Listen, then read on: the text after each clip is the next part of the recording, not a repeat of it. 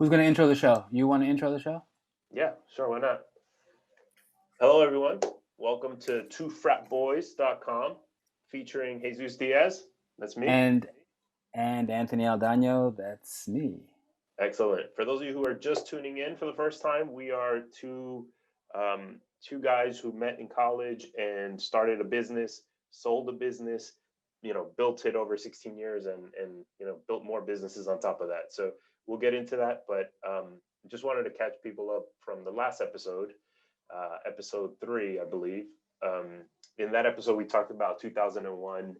That was a year where we were now 3 years into a large event that just kept growing and growing. We started to see some competition on the horizon, some snakes in the grass, and Anthony and I did everything we could to make it difficult on the competition because we had to, as two young businessmen with a first mover advantage in the space. We had built a lot of credibility with the organizations that supported our events, and now we're starting to talk about 2002, which was an interesting year for us. And you want to set the table for kind of 2002 and what we were planning? Yeah, 2002 was by far our busiest year. We had basically, let's say, 6 different live events that we were doing, in addition to launching a magazine, a Latino college magazine called Universit Latino, which I'll say it, I don't know if it's true, the first Latino college magazine with national exposure. So that was exciting. Yeah. And should I start? Should I keep going and just start? All right. So basically, we're going to start in January. So in 2002, we enter into a partnership with Urban Latino Magazine. May they rest in peace. They had a huge sponsor in the U.S. Navy, and they told us, "Hey guys, we love your shows. We need to do a 3-city tour because we have some sponsorship dollars, and they want to be in these markets." So we were like, "Great, let's do it." So they chose Miami, Chicago, and New York. So our Miami show was January, the exact date, January 12th at the yeah. So all right, so we'll start there. So January 12th was Miami. Then we took a so January, then March we took a break. April was going to be our Chicago show. In Chicago we had it at Loyola University, and then July 19th was Lehman College Center for Performing Arts, which if anyone from New York knows that venue, that's actually a very nice venue in the Bronx on Lehman College's campus. I believe the capacity is like 20 something hundred, something like that. And that was a big show. And that July show sets us up for, I think, the acquisition that comes a couple of months later. So we're going to start in January, the James L. Knight Center. So Jesus and I are ready to go. So Jesus is tasked with finding a venue in Miami, while I was doing other things, I'm sure. And Jesus, why don't you walk us through your research and how you landed upon the James L. Knight Center, which my understanding of the James L. Knight Center is that it is the equivalent of Madison Square Garden in New York. Is that accurate? Yep, pretty accurate. And yeah, just to kind of set the table, basically, because Urban Latino was now an official sponsor of what we were doing, and because there was a promise, an unwritten promise that there was going to be sponsorships coming into the event because we had already done such a good job establishing it. My goal was to get a venue that represented the event and was sponsor friendly, where we could hang banners and really show that we were much bigger than we actually were, which maybe we were getting ahead of ourselves without any dollars. So I went out, did a lot of homework. There were a lot of venues in Miami, a lot of garbage venues that were small, undersized, not right for stepping. And so I happened into the James L. Knight Center, which looked beautiful online. They had a great website at the time, which was unusual for events at that time, 2002. And so reach out to the team over there. We line up the date. They have availability January 12th, Miami. Few blocks down from South Beach, so it's right in the heart of everything, as I recall. And yeah, we booked the venue. I used my dad's credit card because it was a $5,000 hold at the time, which was a lot. And we booked the venue and held it. And come to find out as we get closer to the event that there's a lot of other hidden Wait, fees. quite Yeah, question. Yeah. So let's help me understand then. As a good friend of ours used to say, help me understand. When you were booking the venue, what were the numbers that you understood, the parameters or the budget? First of all, what was our budget, and what was your understanding of what they were going to charge for their facility? yeah, we were. I mean, the understanding of what they were going to charge was 5 grand maximum. I didn't think it was going to be over that number.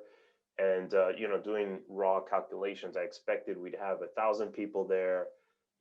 At the minimum, even if we charged $10 a head, we'd come out with a small profit. But the sponsors were really the expectation of where the upside was going to be. And so once we had the venue, I know as we started reaching out to the teams for performing in the show, people were surprised that we were at that venue. I remember having conversations of like, wow, that's a really great spot to host the event. Good reputation, yada yada yada. We have Urban Latino in our ear telling us, oh yeah, the sponsors, they're lining up. We're selling ads. They actually helped us with an ad in their magazine, complimentary ad page in their magazine at the time, and I believe we had some other groups involved as well. Like Mi Gente was a friend of Urban, so they joined in. They didn't contribute money, but they were promoting us on their website as well. And yeah, what else do you remember? So, yeah, so I remember also because we were starting out on this new venture in terms of going to other cities, we realized that we had to actually import teams from New York to Miami just because the stepping market in Miami wasn't there yet. So the only two teams that I knew of in Miami that we knew of, sorry, was SLB that stepped and Sigma and the Gamma that stepped in Miami, in Florida, that they were ready, willing, and able. There were really no other teams that were doing it. LUL at the time was a little, they were small. We may have had like one chapter in Florida, and they definitely weren't stepping because they were brand new. So it was really bringing all the New York teams that were more established over the years and had some history. They had more liberties with that stuff. So that cost us a lot of money. We paid for teams to fly in, which each team, I think we paid $1,000. We contributed. We basically gave them $1,000 and said, "Hey, you foot the rest of the bill. Here's 1,000 to bring your team down." So I'm sure we must have paid for LSU, LUL, LPIU, MSU, and was that it? It was only six teams in our I show. think Cuz was there as well, Chi Epsilon Sigma as Right. well. So that's like roughly like six teams that's $6,000 that we put out. So that was costly. Yeah, yeah, and the cost just kept coming. Like I remember, it just kept adding up along the way.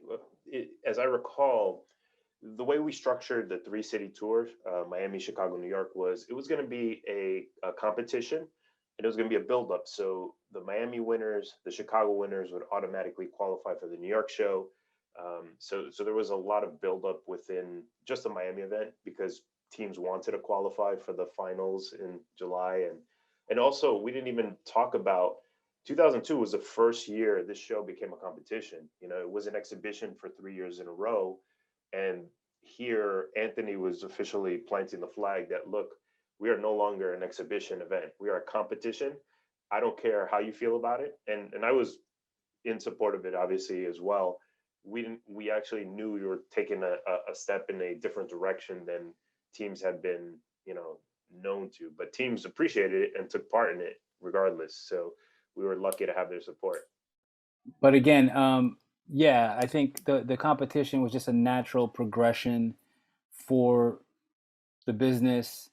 And again, competition brings excitement, brings more spectators. It just changes the dynamics of an event versus a nice exhibition.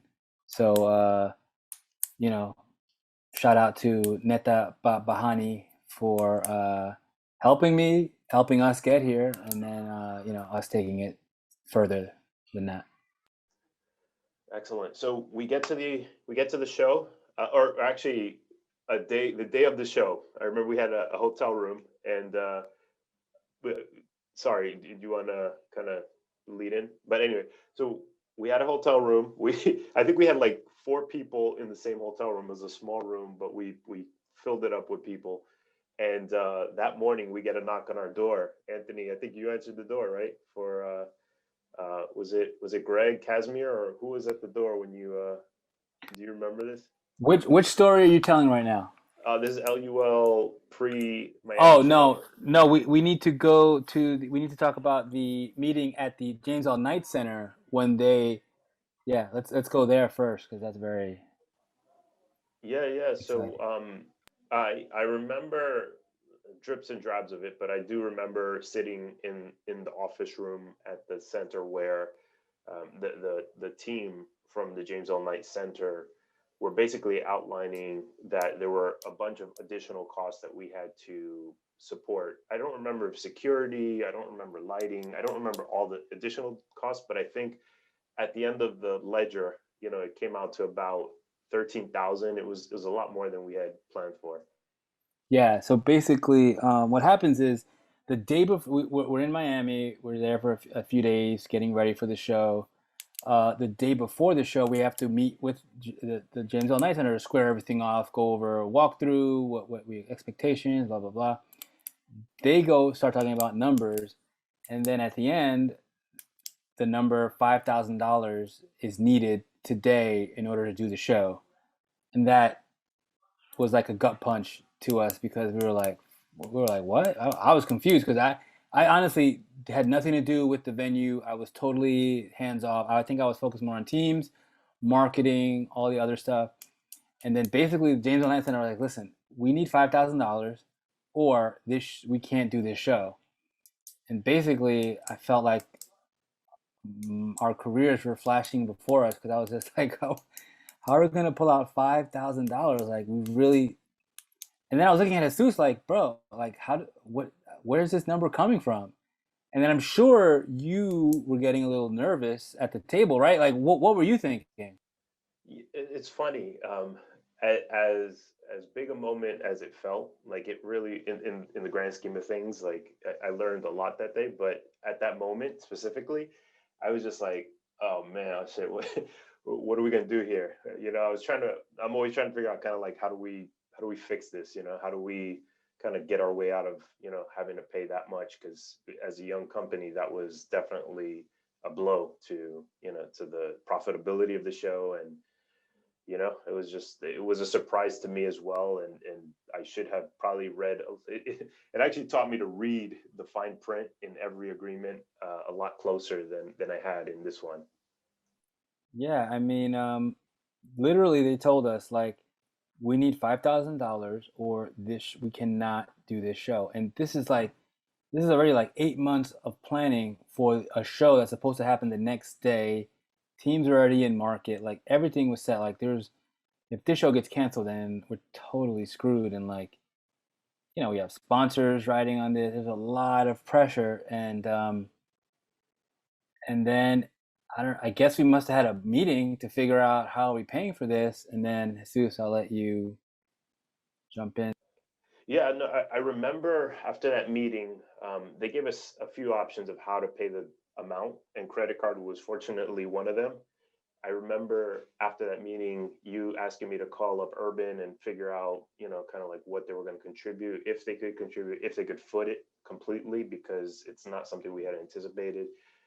It was my mistake, so I had to fix it, basically.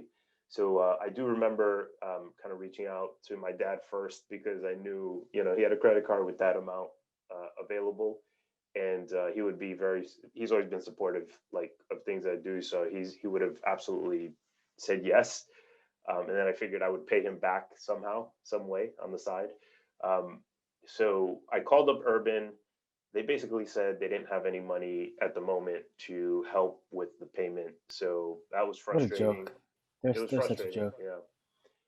But they said, we still intend to bring in sponsored dollars for the future events in Chicago and New York, et cetera, et cetera. So so we took a big leap of faith there, and I think, yeah, like I said, my dad was an automatic yes, and I know we eventually used the credit card to pay for it, pay the 5,000 down.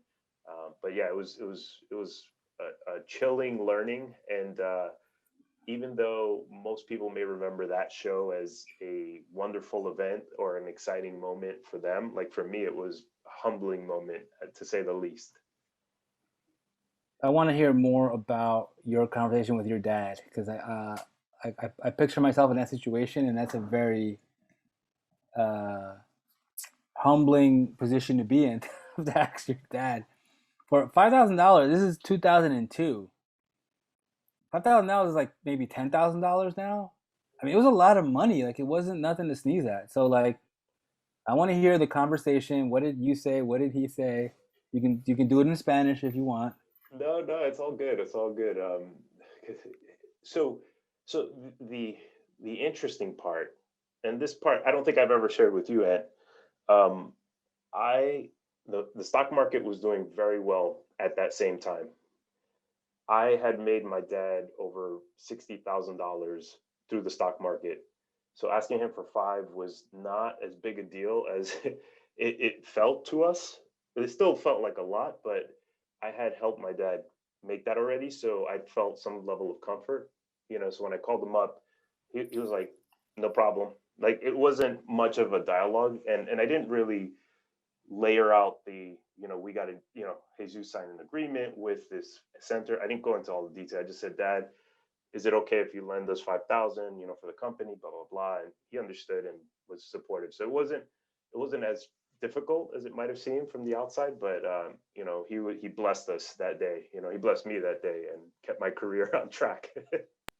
That's awesome. I know I did not. I never knew that. That's amazing. I wish you could have made me $60,000 as well, but that's another conversation. Um, no, okay. So that was a simple conversation, but that's great. But I remember also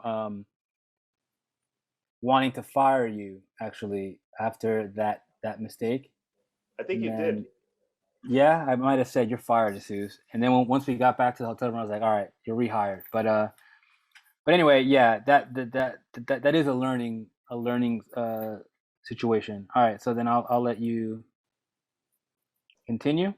Why don't you? I mean, Yeah, because okay, so well, let me finish up. So we go yeah. back to the venue staff, and we swipe the credit card. We pay them the 5,000. That wasn't the end of it because we had already prepaid about five. This was a second payment of another five, and ultimately, I remember the number 13 for some reason. So I think we paid them an additional 3 grand after the event as well. So it was a lot of money, $13,000, and prior to that, we had paid maximum what, like 5K for an entire venue. So it Yeah. was asking a lot, and we had high expectations. Did we even break even? Did we lose money? We lost a couple of thousand on that event. Yeah, Right. definitely lost money on that event. All right. All right. So yeah. So again, it's the James L. Knight Center for those in Florida that know it. I mean, you tell us like, what type of venue is that? Is that like in terms of level of sophistication and cost? But yeah, 13,000 at the time for 2002 was a lot of money for us. So that was a learning experience.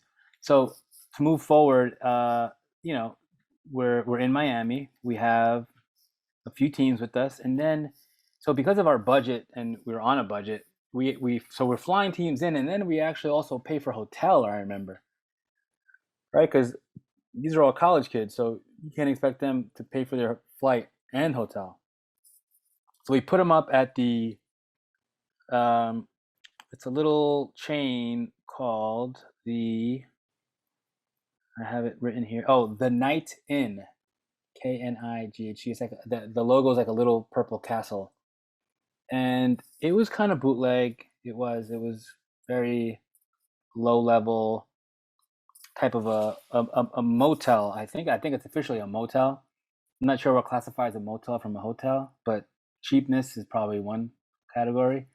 And then we want to do a photo shoot. I remember this is when I had like a manual camera, and I was like, I was the graphic designer. Jesus was the programmer. I was the graphic designer and the photographer.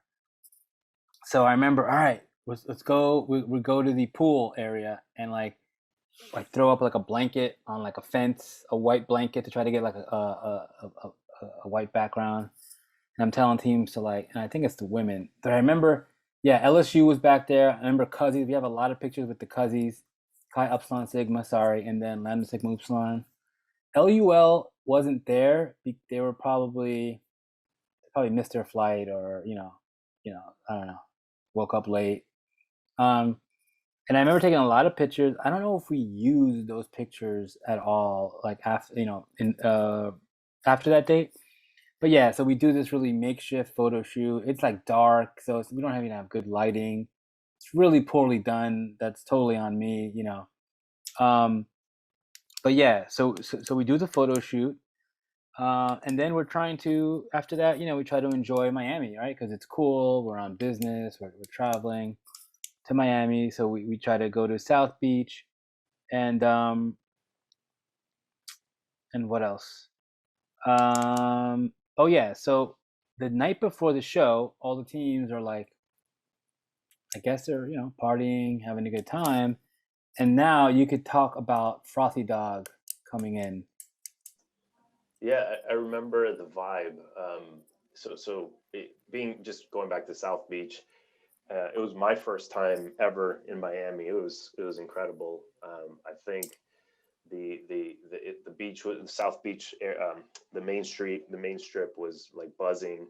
We saw a lot of people who had flown in for the event, like from our fraternity brothers who were there, sororities that were there that weren't performing themselves, but they were going to physically attend and support their sisters or brothers. And that was, like I thought we were in for a massive event based on just kind of like that, that South Beach experience. But yeah, the next morning, so we're waking up the day of the show, and we get a knock on our door, and it's one of our fraternity brothers, Greg Casimir, aka Frothy Dog, and he's stopped by our hotel room or motel room because he wants to tell us that some of the fraternity brothers have been arrested. Some of the step team brothers who are supposed to perform on Saturday have been arrested and are not going to be, and they needed us to. They thought we had some sort of pull, I guess, with with the local police, which we clearly did not. And I remember thinking, like, what are we going to do? Because we didn't have a lot of fraternities to begin with, and now one of our better fraternities was not going to be there. So I don't recall if you made any calls or if there was anything we suggested at that point. Uh, I want to say we tried to call up some of our lawyer fraternity brothers to see if anything can be done. Um, yeah, yeah, there's nothing. Yeah, like you said, there's not much we could have done. My concern was, well, how many of the team were arrested, and can you still perform with minus those members? Like, can your performance still go on even though X amount of brothers are locked up? Do you So remember why they were locked up? yeah, there was a fight. There was a fight at a club at a club. It spilled out, I think, into the street, and yeah, it was over, so it's over. Somebody stepped on somebody's sneakers, maybe, or somebody spilled a drink. Somebody looked at a girl wrong. Plethora of nonsensical reasons. Jeez, yeah, it was. I mean, that's the fun of a live event like we were doing. There's so many variables, like so many things that are out of your control that could ruin your event. You do months of planning, and it can all go south. On the morning of because somebody stepped on somebody's foot the wrong way. So I do remember that was the first kind of real panic I had. Believe it or not, even though we had the cost stuff the day before, and other kind of like details, like that one really had me concerned that this show was not going to go well. And so I remember getting to the venue early because you always Anthony's kind of mo was get to the venue as early as possible just to make sure that you had all the details and set up, right. And I remember being there early that day, and kind of running into teams as they arrived. But I'm trying to remember like the details of the actual show. Do you remember like the team performances part of it? Um, I do. So what I'll do is I'll read what we had, the verbiage we had on our website leading, to promote the show. So basically, Latino Step 2000. So basically, so between 2001 and 2002, we end up changing the name of this event. So it was the Latino Greek Step and Stroll show, and at some point we become Latino Step. And that, I guess that happened in '01 actually, right? So Latino Step 2002 is the national competition where the hottest and elite Latino and multicultural Greek step teams from the East and West Coast will be competing for a cash prize.